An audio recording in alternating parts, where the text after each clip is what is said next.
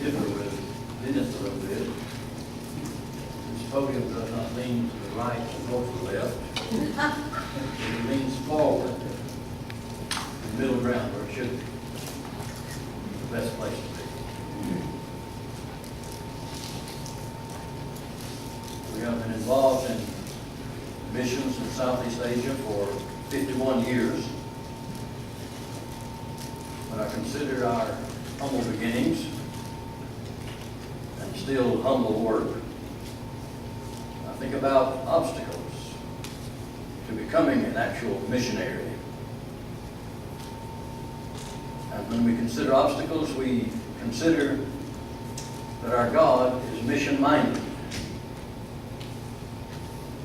Quite evident from the Scriptures. His concern for mankind and His plan for mankind and the reality of that plan coming to fruition and being consummated.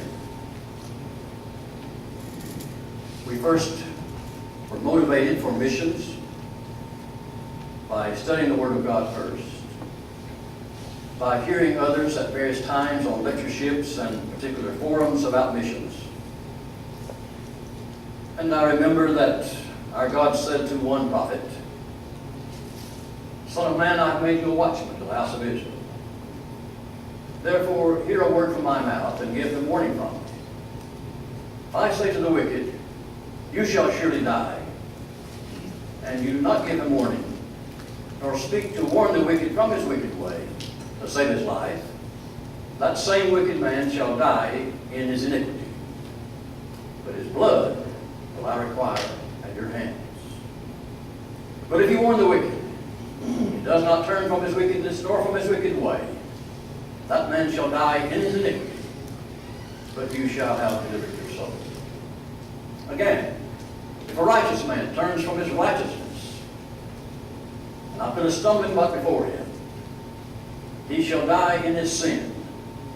The righteousness which he has done shall not be remembered, but his blood will I require at your hands. But if you warn the righteous man that the righteous should not sin, and he does not sin, he shall surely live, because he took warning, and you shall have delivered your soul." What a message, what a task for Ezekiel to undertake. To speak for God to the people. He faced many obstacles. At times he was a reluctant missionary to his people. And I think, as I look back, there was a certain reluctance, trepidation, but yet anticipation of thinking what could be done. And so our first stirrings were from missions forums, lectureships, and then a particular man came through urging for people to make a commitment to go to Borneo, Sarawak, the Malaysian part of the island of Kalimantan. And of course the greater portion of that island belongs to Indonesia. And so a friend of ours who had been classmates in college, and his wife, a lifelong friend of Ellen's, called us up and said, "We've decided to go to Borneo. We want you to go with us." And at first we denied or refused that invitation. But then we thought about it, and the more we thought about it, the more we decided it would be something we should accept. And we did so. There was personal encouragement along the way from various sources, from others who had gone and who had been on the field, and again, primarily from the Word of God itself. When we finally left the States, intending to go to Sarawak in Kalimantan or Borneo, we first arrived in Singapore. We were so green that spring leaves were blooming out our ears. We filled out on the immigration form in Singapore, "What is your reason for coming?" And we put "to study language" before going to Borneo. That didn't sit too well with the authorities at the airport. And finally, after several hours, they did let us in, and we were able to get to a hotel by the name of the New Country Hotel. Quite a place. It was formerly run by the British, and still had British overtones, now handled by the Chinese. We fresh from Alabama knew and appreciated what biscuits are. You folks up north, or folks up north, don't know much about real biscuits. And so one day after we'd been there for about a week or so eating the local food and somewhat getting adjusted to it, on the menu it said, tonight we're going to have biscuits and cheese. I said, oh boy. Well, you know what biscuits are.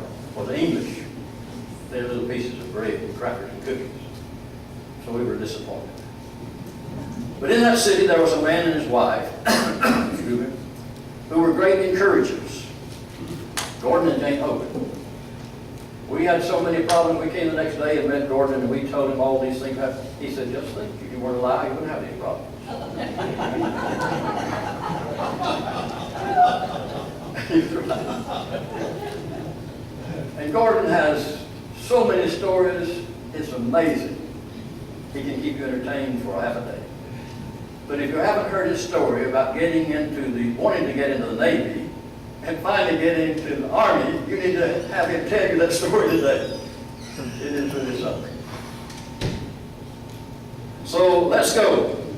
Let's go to Borneo. After having arrived in Singapore, knowing nothing about how to get there really, other than we wanted to go, we tried and tried and tried again, and could not get a visa for Sarawak or any place else nearby at the time. So while we stayed in Singapore and preached at various congregations week by week and were involved in various studies, a family who was planning to go to Indonesia came through Singapore, Steve and Jean Kate and their children. And they wound up in the same hotel with us. So Steve said, well, why don't you come to Indonesia? I said, I believe you. So we followed them into Indonesia. Visas were a perennial problem, and for many years to come. To get a visa to stay, we had to say, first of all, we initially came as reporters. That worked for a while, but not so well. Then we did various things to try to be able to stay in the country, to have a visa to remain there. And when I just about given up hope before we finished up in the late 70s, I went to Jakarta, met with people there in the immigration office, and they said no, essentially. But there was a man there who said, let me write you a little letter, unofficial, of course, to an immigration man back in Medan that he knew. In fact, he was related to him. We took that letter back and got a year's visa. That was unofficial, really, but the man cooperated with his acquaintance or his relative in Jakarta. And so it went on for many years. When we finally got the church recognized and were able to get, quote, church or missionary visas, the price was exorbitant. $1,000 to $1,500 per person per year, plus work permits and so on and so forth. So you can see why a person might be a reluctant missionary to begin with. Why are we sometimes reluctant? Paul said, if I preach the gospel, I have nothing to boast of. In fact, necessity is laid upon me. Yes, woe to me if I do not preach the gospel. If I do this willingly, I have a reward. But if against my will, a stewardship has been entrusted to me. So if I do it willingly, yes, I want to, I'll go and I'll do, there is a great reward with that. But even if I don't acknowledge that, he said, it's still my job. A stewardship has been entrusted to me. There is the fear of the unknown, the strange culture that we will encounter, the different way of doing things. One man made a visit to a foreign country, and someone said, how was it? What did you think? He said, they all look like foreigners. And they all talk like foreigners. The way they do things, so strangely different. In Indonesia, when we first got there, we were accustomed, if you went into an office to be served, you line up, you queue. In Indonesia, they call it antri. But in Indonesia, if you're first in line, you need some kind of armor on. Because they come around from this side and around from this side and under here, but there's up first. And at first you're just taken aback. What is going on? You learn to deal with it. Delays upon delays. No one ever gets in a hurry for something you want done. If they want it done, it needs to be in a hurry.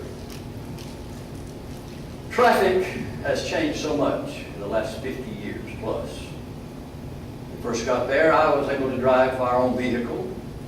Had a couple of minor accidents. Once I almost ran over a kid who just ran right across in front of the vehicle, but didn't. And the people came out all excited because they thought I had hit him, but I didn't. But I call Indonesian traffic chicken traffic. By that I mean it is so crowded that you have to play chicken. You get the nose of your car in first and you challenge the other guy, see if he's going to be chicken to back off and not run into you. You don't run into him because 3 more are coming from over here and 4 from over here, and they're all mixed together. We had a group from Lake Jackson, Texas, our supporting church at the time, visit us in Medan. We were going to take a trip up into the mountains from Medan. And we started out and the traffic was just everybody all over the road. There were buffalo carts and other kind of carts, bicycles, motorcycles, and every other kind of thing you could think about, as well as pedestrians. And one of the guys asked me, he said, "Is he taking us the back way?" I said, "This is the main road. This is it." In Medan, the electricity was not reliable. Once for an entire year, we had it just for a few hours a day. So we had to learn to live with that. To buy food in the market was not at that time an air-conditioned supermarket. They do have those now in the big cities. But it was a regular old market with all the smells and the flies and the dirtiness and everything else that goes with that. And so to face a different culture and to learn a different language, I would recommend if you're going to go to a foreign country, if you're going to stay there for any length of time, do your best to learn the language. It is hard enough to know what's going on even if you know the language. You're going to miss so much even when you know it. If you don't know it, forget it, because it's going to be a tremendous obstacle. There's the fear. When we first make a decision to go, the fear. How can we get the support we need? Oh, this is the perennial, ubiquitous problem that discourages so many. You go to a congregation and you appeal to them, they say, "Well, we know that's a good work, but we just started on this new project or that project, or we've just built an addition, or we've just taken on another staff member." I remember going to a congregation somewhere in the northern part of Mississippi and made an appeal to them as I spoke and made a presentation, and they met in the aisle, the official meeting of elders in the middle of the aisle after services. And they said, "We'll mull it over." And they're still mulling on it. The fear of personal safety and health. Bugs, and more bugs, especially for our children. Our daughter tested positive for TB, and so had to take the regimen of medicine for a year. Later she had what we were sure was whooping cough, but was able to get over that. The Kate's daughter, Lori, they lived next door to us at that time in Medan. A dog ran into the yard one day where they were playing and bit her. And we were not sure if it was rabbit or not, but she had to take the regimen of rabies shots, which was, of course, painful. By the way, we had to take regular vaccination for cholera and whatnot. I remember one time we went to the local doctor down the street from us to get an update on our cholera shots. And he had a needle that I think was from 20 years ago. That was extremely dull, and he punctured on Ellen's arm till it turned blue, but he finally got it in anyway. And the next day her arm swelled up dramatically. Something to deal with. Nowadays we deal with the terrorists, the threat of terrorists all over the world. And people say, "Aren't you afraid to go to Indonesia?" I say, "Well, I have some trepidation. But it's much like our own country. There's hardly any place you could really call safe in this country nowadays. You see what happens almost daily with some fool coming with a gun and shooting up schools and synagogues, and whatever, places of worship and places of public nature. So to deal with those things, Indonesia is the ring of fire. And so they have constantly volcanic eruptions, earthquakes. They had earthquakes in 3 different places while we were there, fortunately, far removed from us. But this is a constant threat to live there, because you never know when it's going to come. Some are reluctant because they don't know what to do to start a new work. I would recommend for anyone who wants to work in a foreign field, get some stateside experience first, at least for a year or so, to know what it means to work with people in a congregation, what it means to try to evangelize those in your community. Learn how to deal with human relationships, because those will be exacerbated and complicated when you get into a foreign culture. How will I make contacts?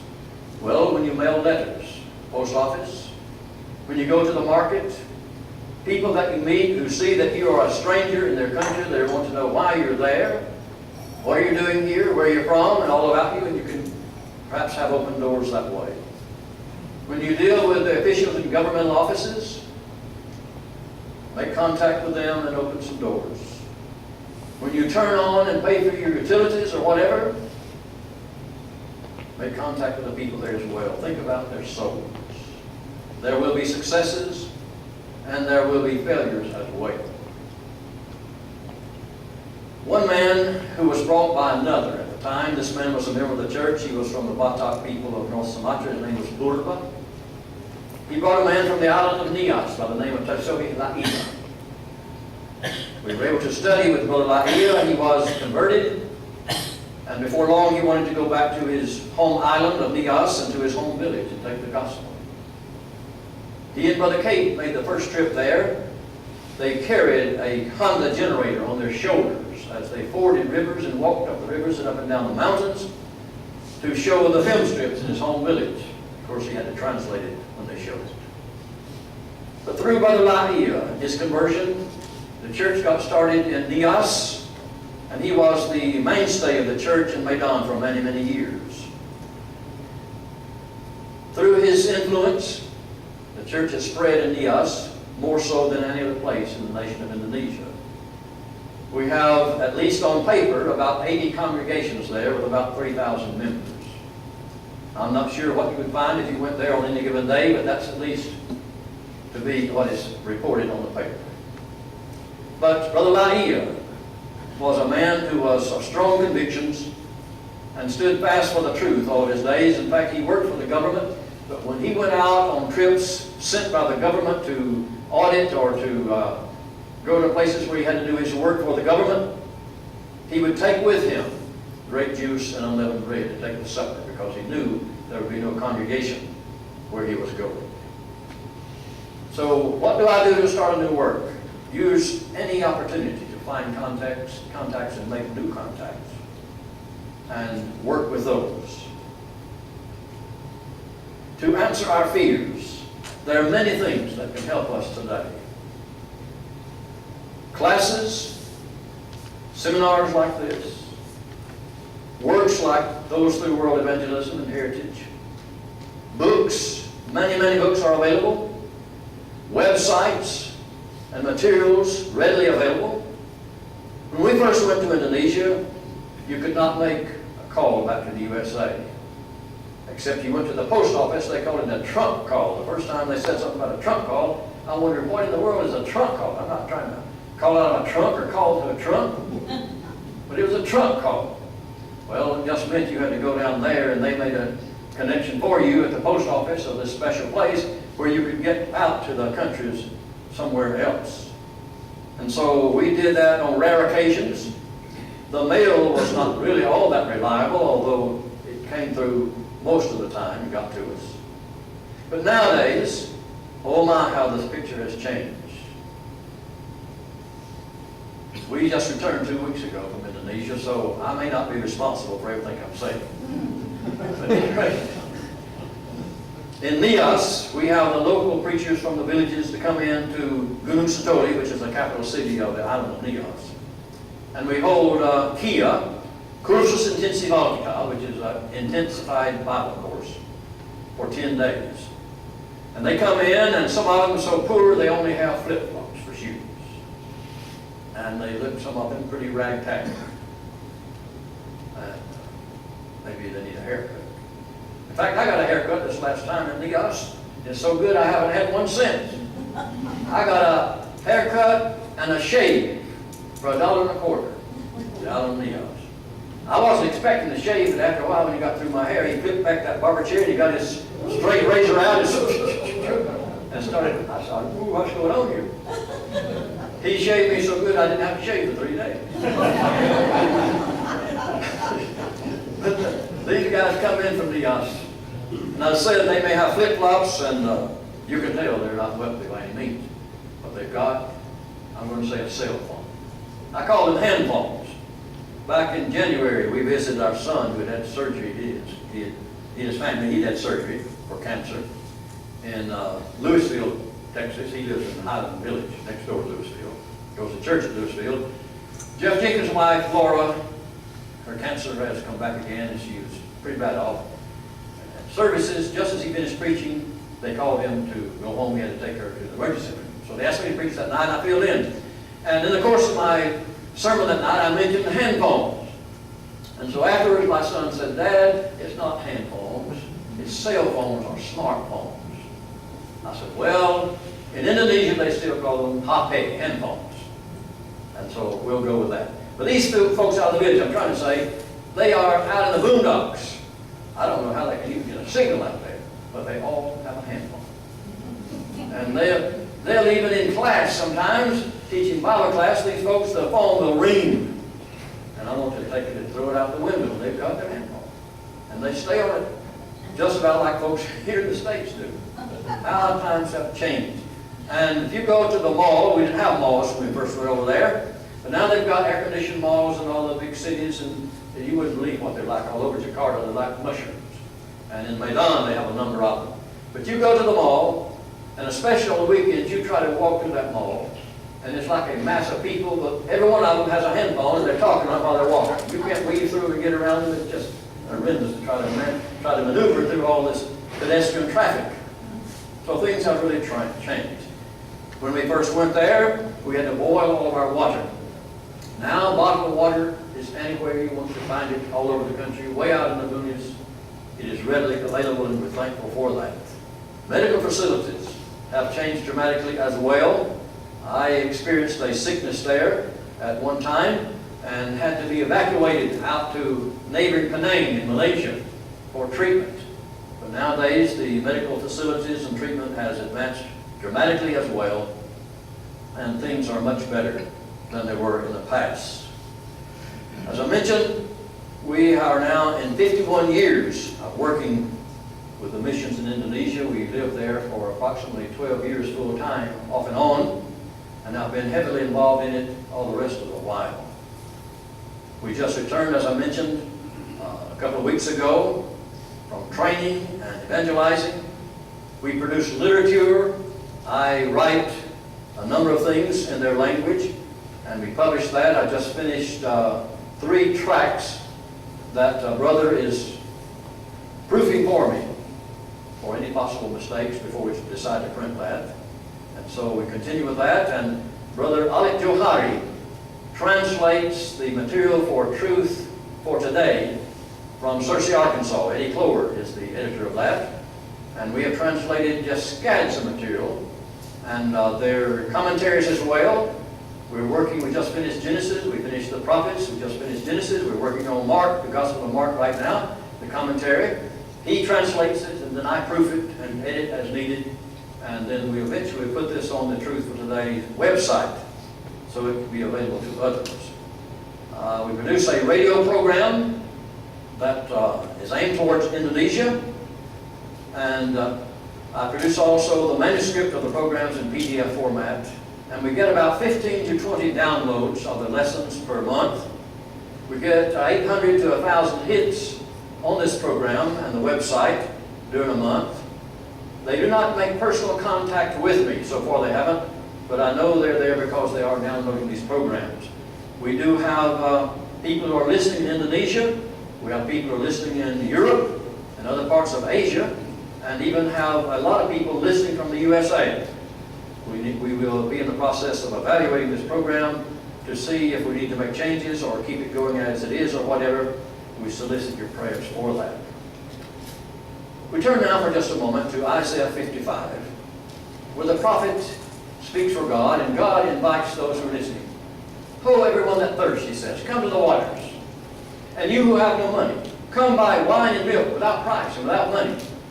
Why do you spend your money for that which is not bread, and your wages for that which is not satisfied? Listen carefully to me, and let your soul delight itself in abundance. Incline your ear, and come to me. Hear, and your soul shall live. And I will make an everlasting covenant with you, even the sure mercies of David. He describes for us the beauty of the gospel and tells us the blessings that are obtained there. Indeed, I have made him, and this is speaking of Christ, a witness for the people, a leader and a commander to the people. You shall call a nation that does not know you, and nations that do not know you shall run to you, because of the Lord our God and the Holy One of Israel, because he has glorified you. Here is the promise that Jesus is that commander. He is that witness. And so he then urges the people, seek the Lord while he may be found. Call on him when he's near. Let the wicked forsake his way, and the unrighteous man his thoughts. And let him return to our God, for he will abundantly pardon. And to our Lord, for he will graciously forgive and have mercy on him. My thoughts are not your thoughts, nor my ways your ways, says the Lord. For as the heavens are higher than the earth, so are my ways than your ways, and my thoughts than your thoughts. So we think outside of the box. Let us think, what is it that God would have me to do? Jerry mentioned that we lead where he will follow. It's not easy to determine where he intends for us to go sometimes. We may say, yes, I'll go where he leads, but where is he leading me? He's not going to knock us on the head, send a laser beam, or give us a communication by the Spirit and say, here's where you need to go, and here's what you need to do. We have to determine that to the best of our ability with the wisdom that we have. And so we want to think as much like God as we can, knowing that we are limited because he said, my ways are not your ways, my thoughts are not your thoughts. And then he tells us the source of this power. For as the rain comes down and the snow from heaven and does not return there, but waters the earth, that it might make it bring forth in bud, and give seed to the sower and bread for the eater, so shall my word be that goes forth out of my mouth, it shall not return to me void. It shall accomplish what I please, and it shall prosper in whatever I send it to do, or that for which I send it. Then he says, you shall go out with joy, and be led out with peace. The mountains and the hills shall break forth before you with singing. Can you imagine that? We walked out here in these hills and started singing. He just means here's the beauty and the blessing and the joy of the gospel. You will go out in joy and be led out in peace. Both joy and peace in the gospel. And it's so exciting that the whole world will rejoice with you. The mountains, in fact, will break forth in singing, and all the trees of the hill will clap their hands. Because this is the gospel that we're talking about. Instead of the thorn, shall come up the cypress tree. Instead of the briar, shall come up the myrtle. And it, that is the fruit of this, shall be to the Lord for a name, for an everlasting sign that shall not be cut off. The everlasting sign is the gospel. The beauty and blessings of the gospel that God gives. He says that will not be cut off.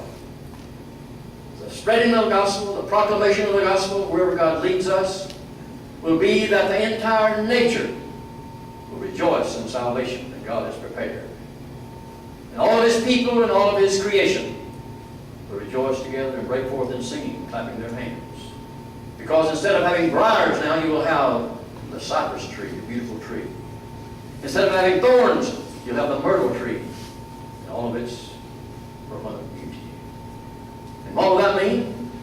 This will be to the Lord for a name. It is His name that will be glorified in the proclamation of the gospel. And it will be an everlasting sign. His gospel that glorifies Him, that shall not be cut off.